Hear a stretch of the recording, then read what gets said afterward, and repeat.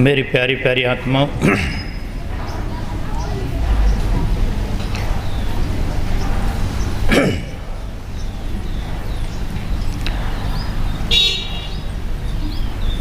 आप सभी का हृदय से धन्यवाद।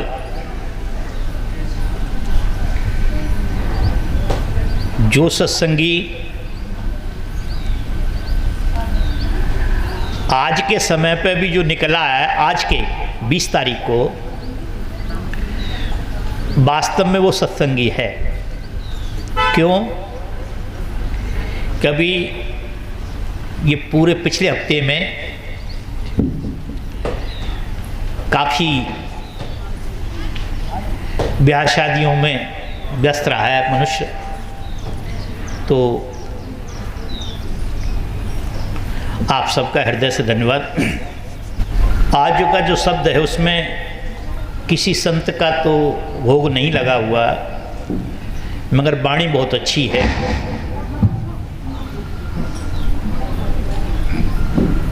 सेवा कर ले रे गुरु की, भूले मनवा, नाम से बिछड़े मनवा।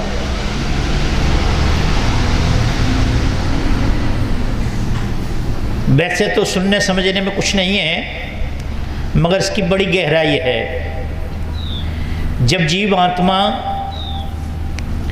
परमात्मा से अलग हुई, प्रारंभिक जब प्रथम जन्म हुआ उसका, जब ये प्रथम बार शरीर में बंधी, तो वो नाम से ही अलग हुई। नाम और परमात्मा दो नहीं हैं, नाम और परमात्मा एक ही है। समय समय पा करके जिन जिन महापुरुषों ने, जिन संतों ने, जिन जिन मार्गों से उस परमेश्वर को जाना, उस परमपिता को जाना, उसी तरह से उन्होंने उनके नाम रख दिए। जबकि परमेश्वर का कोई नाम नहीं है, न कोई गांव है, न कोई देश है, न कोई स्थान है। वो तो सबके अंदर हम सब जैसा है। संसार की जितनी भाषाएं उस सबका ज्ञाता है। संसार में जितनी बोलियां हैं सबको जानता है वो। हम आप कितना भी छुपा के काम करते हैं, फिर भी उसको मालूम होता है कि आप क्या कर रहे हैं। कहीं चले जाएं आप तो उसको मालूम है। एक जगह एक संत रहा करते थे, तो संतों को ऐसा बताते कि उनको आभास होता है कि अब हमारे शरीर की अवधि पूरे होने वाली है, और ये विद्या किसी को देनी, क्योंकि विद्या तो समाप्त नहीं की जा सकती, और पाप बताया गया है विद्या को लेके खत्म हो जाना। तो विचार करने लगे, 100-200 शिष्य थे उनके, कि भाई कौन ऐसा व्यक्ति है जो इस व्यवस्था को आगे चला सकता है।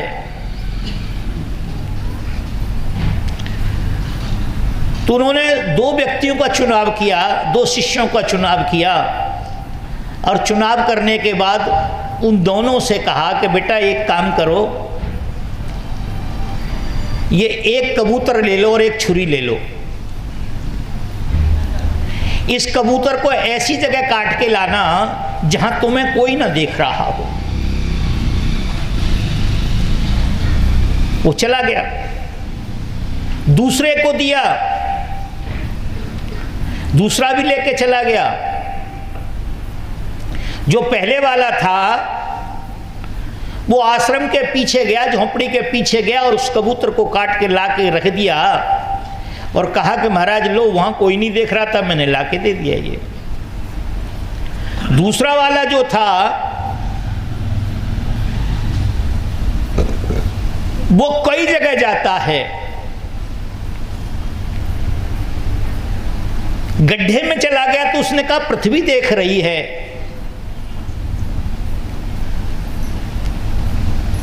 जल में चला गया, जल देख रहा है, चौड़े में आकाश देख रहा है, सूर्य देख रहा है, वे तो सब देख रहे हैं।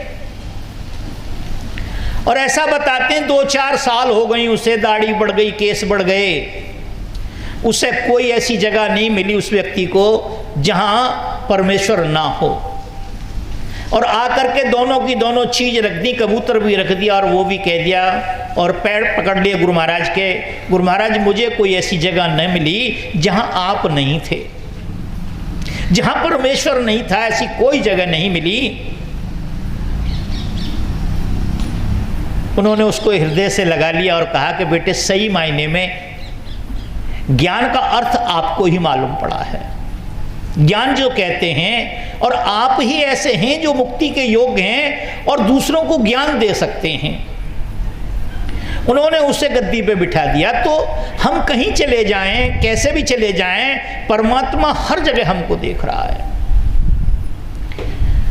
तो जो परमात्मा था, जो नाम रूपी परमात्मा है, उसके लिए संत कह रहे हैं कि तेरा जो बिछोड़ा हो गया है, जो तू दुखी है संसार में, किसी भी जन्म में आ जाता, किसी भी शरीर में आ जाता है, कुत्ते, बिल्ली, गधे, सूअर, किसी में भी आ जाता, मनुष्य के शरीर में भी आ जाता है, मगर तेरी तृष्णा है, जो पिपासा है, वो शांत नहीं होती है। तेरे अंदर जो हिंसा भरी पड़ी है वो शांत नहीं होती है कभी भी। इसलिए जो तेरी ये जो प्रवृत्ति बन गई है, जो तेरा स्वभाव बन गया है, वो इसलिए बन गया है कि तू उस परमेश्वर से दूर हो गया है, उस परमात्मा से दूर हो गया, उस नाम से दूर हो गया है। हम क्या करते हैं कि हमें राम श्याम, सीता राम, राधे श्याम, लेख राम, ये जो चीजें हैं ना, इसके ऊपर हम आरूढ़ हो गए हैं। एक हमारे संत हुए हैं रामकृष्ण परमहंस, तो उनके पास एक सेठ जी आए और कहने लगे कि प्रभु मैंने सुना है आपके पास काली आती है। उन्होंने कहा आती है, तो कृपया करके मुझे भी दर्शन कराएं। उन्होंने कहा करा देंगे, बैठ जाओ आराम से। घंटे, 2 घंटे, 4 घंटे हो गए। अब जिसका व्यापार है वो कैसे रुक सकता है। काफी समय हो गया। उसके बाद उसने कहा प्रभु मैं तो नहीं रुक सकता, एक काम करें जब काली आए तो मुझे आप बुला लेना। बोले हाँ ये बात ठीक है। तो एक काम करो अपना एड्रेस लिखा दो। उन्होंने कहा ठीक है फलाने सेठ फलाने। उन्होंने कहा अपना एड्रेस लिखाओ। ये तो तुमने अपने शरीर का नाम बताया है।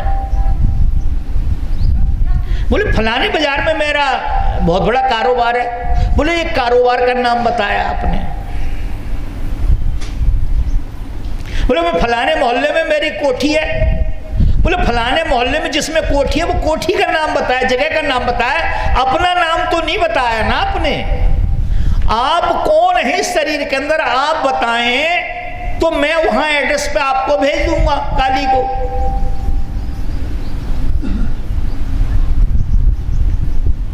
और उन्होंने कहा कि भाई ऐसा नहीं होता है। और कहते हैं वहां पे कि खुद को समझा ही नहीं तू, खुद को समझा ही नहीं तू है मुकद्दर के गुलाम। खुद को समझा ही नहीं तू है मुकद्दर के गुलाम। अगर तू बदल जाए तो मनसा खुदा भी बदल जाए। अगर तू अपने आप को जान ले तो तेरी सारी समस्याओं का निपटारा हो सकता है, खात्मा हो सकता है। अगर शरीर से ऊपर उठ जाए तो जो शरीर के अंदर है, जो शरीर को चलाने वाला, उसको दुख नहीं होता है, उसको सुख नहीं होता है।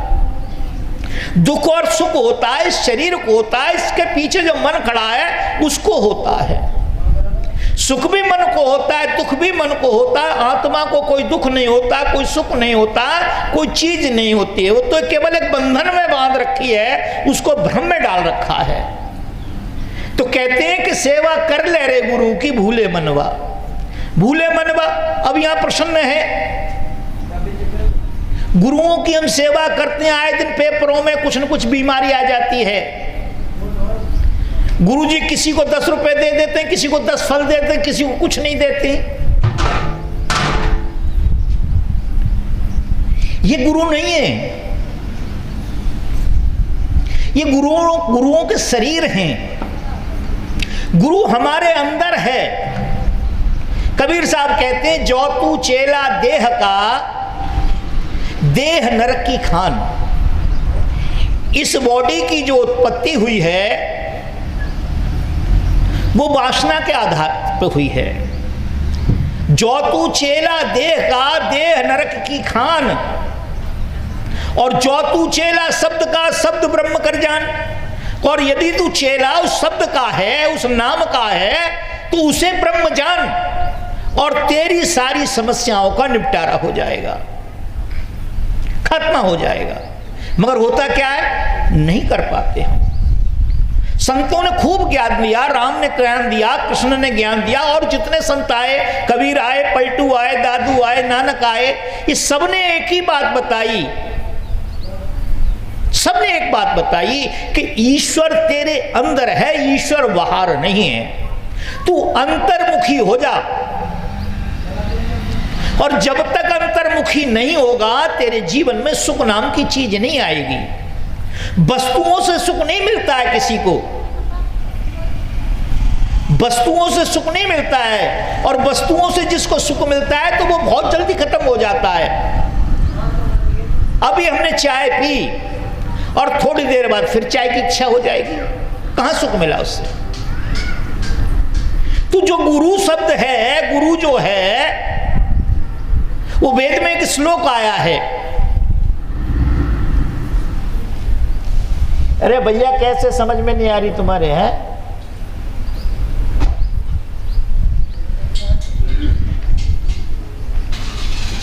वेद में एक श्लोक आया है, अखंड मंडलाकारम व्याप्तेन चराचरम। अखंड मंडलाकारम व्याप्तेन चराचरम तद परम दर्शतम, तद पदम दर्शतम एन तस्मै श्री गुरुवे नमः। मैं उन गुरु महाराज की वंदना कर रहा हूं, मैं उन गुरु महाराज की शरण में जा रहा हूं, जो गुरु महाराज जो परिपूर्ण हैं, जो कहीं से कोई खंड विखंड नहीं है।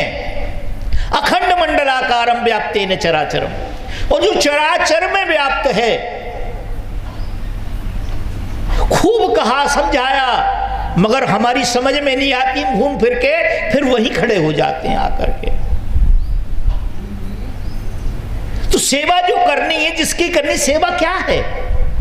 गुरु को स्नान कराना, गुरु को भोजन कराना, और गुरु के वस्त्र धोना, वस्त्र लाना, उनके शरीर से संबंधित वस्तुओं को लाके देना, ये सेवा नहीं है, ये गुलामी है। सेवा का अर्थ है वो जो कह रहे हैं, उन्होंने जो ज्ञान दिया है उसको वैसे का वैसा मान लेना। उन्होंने कहा कि भजन रोज करना है, सुमरण रोज करना है, सेवा रोज करनी है, किसी का लेके देना है, माता पिता की सेवा करनी है, ये जो कहा है ये रोज करना है। पाप नहीं करना, किसी का लेके नहीं देना, किसी के ऊपर कुदृष्टि नहीं डालना, ये उन्होंने मना किया, ये हमें नहीं करना, हमारा कल्याण हो जाएगा। मगर होता क्या है कि हम जो वो कहते हैं उस बात को न मानकर दूसरी बातों को मान लेते हैं। एक संत कहते हैं, गुरु संग सत्य रहे, मित्र संग सद्भाव। गुरु संग सत्य रहे। गुरु महाराज ने जो हमें दिया है, जो नाम दिया है, जो व्यवस्था दी है, जो ज्ञान दिया है, जो तरीका समझाया है परमात्मा तक पहुंचने के लिए, उस पर सत्य अडिल खड़े रहना चाहिए, उसमें किंतु परंतु नहीं होना चाहिए। जो उन्होंने बताया वो तो सब ठीक है, और जो संसार बता रहा है वो सब गलत है। गुरु महाराज ने जो बताया वो सब ठीक है, और बाकी जो संसार बता रहा है वो सब गलत है, वो सारा का सारा गलत है। तो गुरु संग सत्य रहे, मित्र संग सद्भाव।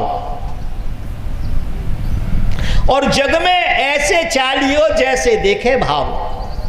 कोई भी संत हमारे जीवन में एंट्री नहीं करता है, हमारे कार्य व्यवहार में अपना हस्तक्षेप नहीं करता है, हमारे रीति रिवाजों में हस्तक्षेप नहीं करता, हमारे चाल चलनों में हस्तक्षेप नहीं करता, बिजनेस में हस्तक्षेप नहीं करता। वो केवल हस्तक्षेप करता है हमारे उठने बैठने में,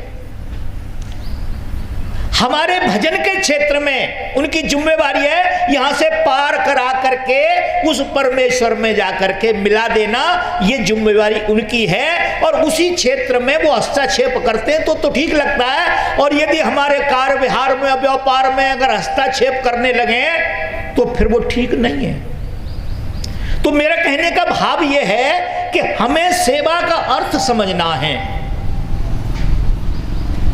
हम गुरु को मानते हैं, गुरु की एक नहीं मानते। झगड़े हो जाते हैं, हमारे गुरु ऐसे, हमारे गुरु ने ये बताया ये बताया। अरे भाई, जो बताया उसे कुछ करते हो या वैसे झगड़ा कर रहे हो? जैसा उन्होंने बताया वैसा करो। अगर आपकी समझ में नहीं आए तो 50 बार उनसे पूछो। और ध्यान देना, कोई जिंदा मनुष्य हमारा अच्छा बुरा भला पाप पुण्य जो कुछ है वो कर सकता है। और जो यहां से जा चुका है, जो अपना हाथ पैर नहीं उठा सकता, न वो हमारा अच्छा कर सकता न वो हमारा बुरा कर सकता। तो वो तर्क देते हैं कि ब्रह्मा विष्णु राम लखन शिव और नारद मुनि ज्ञानी, ये जितने भी हुए, इन सब ने किसी न किसी संत की शरण धारण की। जनक व्यास और जितने भी संत महापुरुष हुए, जितने भी दार्शनिक हुए, उन्होंने भी किसी न किसी संत के पास जाकर के उनकी शरण ली। उन्होंने जैसा बताया अपने जीवन में उतारा और फिर जो उन्हें प्राप्त हुआ उसमें उन्होंने आनंद लिया। बात क्या है? बहुत लंबी चौड़ी बात करते हैं हम, मगर किसी बात पे स्थिर नहीं होते, टिकते किसी बात पे नहीं है। तुलसीदास जी एक चौपाई बोलते हैं कि औरन को सब जावे में विद्या में भरपूर। दूसरों को समझाने के लिए हमारे पास इतना ज्ञान है, इतना ज्ञान है कि जमीन और आसमान हम एक कर देते हैं। ऐसे नहीं तो ऐसे समझ, ऐसे नहीं तो ऐसे समझ, ऐसे नहीं तो ऐसे समझ। और ना समझे तो देखिए जूत रखा है साथ में। औरन को समझावे में विद्या में भरपूर, और तुलसी अपनी बार को सर में झोंके धूर। जब अपना समय आता है ज्ञान का, शांति का, संयम रखने का, तो बिखर जाते हैं, क्रोध के मारे पागल हो जाते हैं, दूसरों खूब समझाते हैं, मगर जहां अपनी बारी आती है वहां खेल खत्म हो जाता है। एक गांव में एक संत रहा करते थे कहीं, तो क्या हुआ कि पड़ोस में किसी का एक बच्चा एक्सपायर कर गया।